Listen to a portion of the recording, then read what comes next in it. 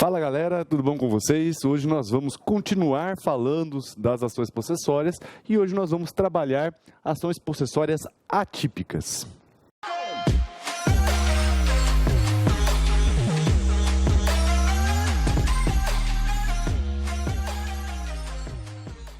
Nós já estamos aí há alguns vídeos tratando das ações possessórias, então nós vimos as noções gerais das ações possessórias, nós vimos as ações possessórias típicas, né?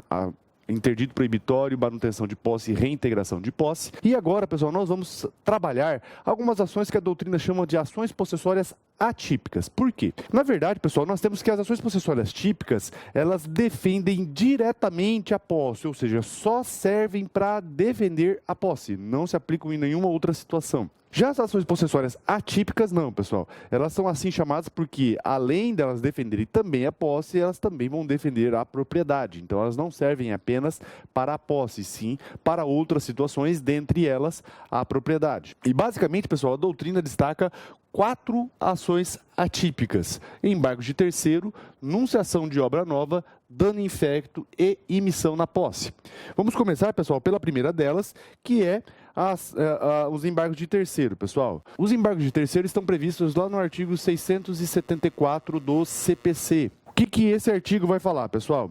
Quem, não sendo parte no processo, sofrer constrição ou ameaça de constrição sobre bens que possua ou sobre os quais tenha direito incompatível com o ato constritivo, poderá requerer o seu desfazimento ou sua inibição por meio de embargo de terceiro.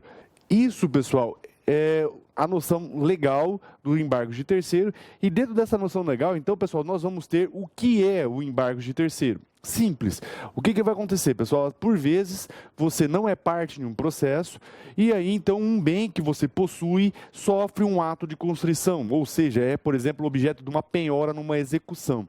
Quando isso acontece, pessoal, qual a ação que você, possuidor, que está sendo limitado na sua posse por causa de um ato que você não responde, você não é parte no processo, qual que é a ação que você vai se defender? Embargos de terceiro, tá? Então, na verdade, pessoal, o embargo de terceiro, ele precisa, primeiro, de um ato constritivo determinado dentro de uma decisão judicial e dentro de um processo onde onde o possuidor não é parte, tá? Então, na verdade, pessoal, você vai ter um bem seu que sofreu uma constrição, uma penhora, e dentro de um processo onde você não é parte. Isso é a noção dos embargos de terceiro, né? Obviamente que tem muito mais coisa, mas esse não é o foco daqui da nossa matéria. A segunda ação que nós temos, pessoal, é a ação de nunciação de obra nova. O que é essa ação? Primeiro, essa ação antes, no Código de 1973, Código de Processo Civil de 1973, essa ação ela era prevista como procedimento especial. Mas, na verdade, pessoal, como a gente falou das ações possessórias típicas também, que estão previstas ainda como procedimento especial, na verdade, tecnicamente, não era necessário que o Código de Processo Civil de 2015 mantenha essa ação de enunciação, mantivesse, na verdade, essa ação de enunciação de obra nova como procedimento especial. Por isso, pessoal, a ação continua existindo, mas não como procedimento especial, e sim como um procedimento comum. E como o próprio nome dela já diz, pessoal, ela serve para interromper obra nova. E o que acontece, pessoal? Essa obra nova, ela está causando prejuízos à posse, no nosso caso específico aqui. Então, pessoal, o que nós vamos ter?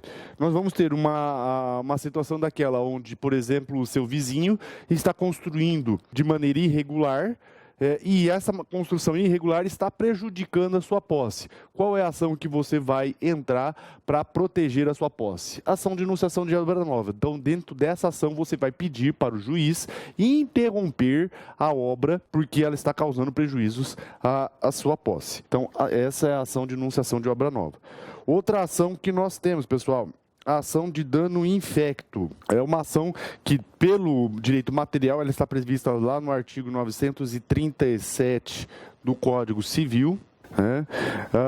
Qual que é a função dela, pessoal? A ação de dano infecto, na verdade, ela tem uma natureza, primeiro, preventiva, uma natureza cominatória e uma natureza indenizatória. Por que preventiva, pessoal?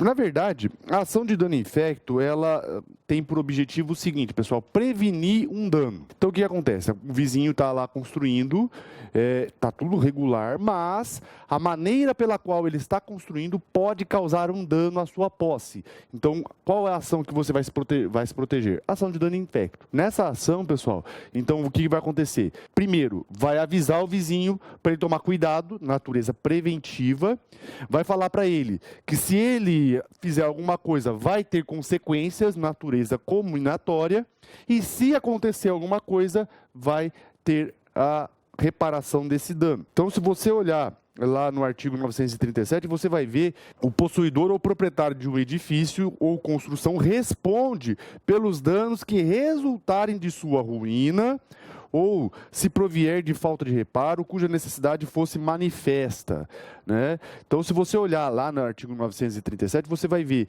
que se o prédio está em ruína, e isso também se aplica nas hipóteses de construção, se acontecer algum dano na sua posse, o vizinho, primeiro, tem que prevenir. Segundo, já está avisado que se acontecer vai ter consequências. E terceiro, vai indenizar se tiver essa consequência. Também, pessoal, nós temos a previsão disso lá no artigo 1280. Também do Código Civil, mas agora específico para a nossa matéria de direito das coisas. Antes lá, artigo 937, na responsabilidade civil, agora trazendo para o direito das coisas. Isso está no artigo 1280 e artigo 1281, faltou 1281, também do Código Civil.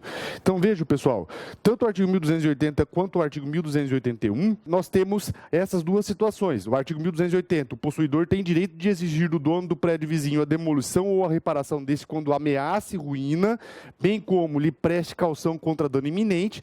E o artigo 1281, o possuidor de um prédio em que alguém tenha direito de fazer obras pode, no caso de dano iminente, exigir do autor delas as necessárias garantias contra eventual prejuízo. Então, veja, pessoal, que em todas elas eu tenho natureza preventiva, a natureza combinatória e a natureza indenizatória, tá?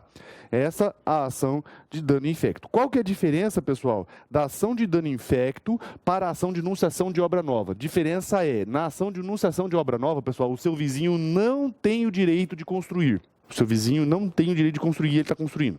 Por isso você pede a interrupção da obra. Na ação de dano infecto, pessoal, o seu vizinho tem o direito de construir, mas ele pode causar prejuízos à sua posse. Ação de dano infecto. Outra coisa, o prédio do seu vizinho está ameaçando cair.